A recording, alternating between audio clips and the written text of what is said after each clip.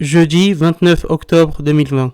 En ce jour marqué à jamais du sceau de l'infamie. Un attentat a eu lieu dans une église à Nice. Chaque attaque, chaque assassinat d'un de nos concitoyens, que ce soit Samuel Paty ou qui que ce soit d'autre, est une attaque, un acte de guerre contre notre pays. Mais le fait d'attaquer les chrétiens est une attaque contre ceux qui sont l'âme historique de ce pays, qui ont construit ce pays, qui ont fait de ce grand pays, la France, ce qu'il est. Je suis loin de représenter le profil du musulman modéré qu'on nous sert dans les médias. Je suis un musulman, pratiquant, conservateur, celui que les médias vont juger de fondamentaliste. Mais aujourd'hui, mon cœur saigne lorsque je vois cette attaque contre nos concitoyens, cette attaque contre des hommes et des femmes qui sont partis prier, pensant pouvoir rentrer et revoir leurs proches. Ce qui est attaqué aujourd'hui, ce sont non pas seulement des citoyens français, mais l'histoire est l'âme de la France. Quelles que soient nos divergences religieuses, nos amis chrétiens peuvent être assurés de notre soutien indéfectible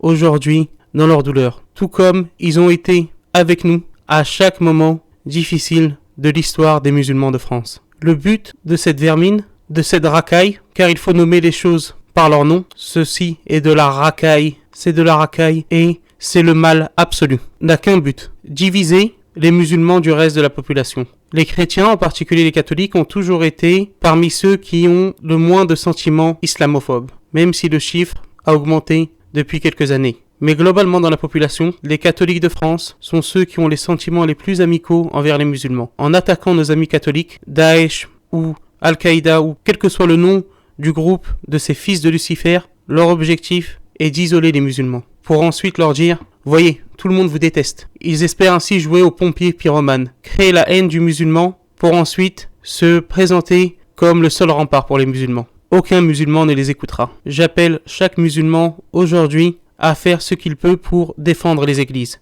et à lancer ce message aux terroristes. Si vous souhaitez tuer des chrétiens ou quiconque parmi nos concitoyens, il faudra nous passer sur le corps. Si je fais cette déclaration, ce n'est pas pour plaire à qui que ce soit. Je sais que les idiots de tous bords m'accuseront de taquilla, de mensonges, de dissimulation, et que je ne pourrai jamais convaincre ces personnes. Je prie pour la sécurité de notre pays et de tous les pays du monde, pour la sécurité des non-musulmans comme des musulmans dans le monde entier, pour qu'enfin les voix de la haine s'éteignent, pour que nos libertés religieuses soient protégées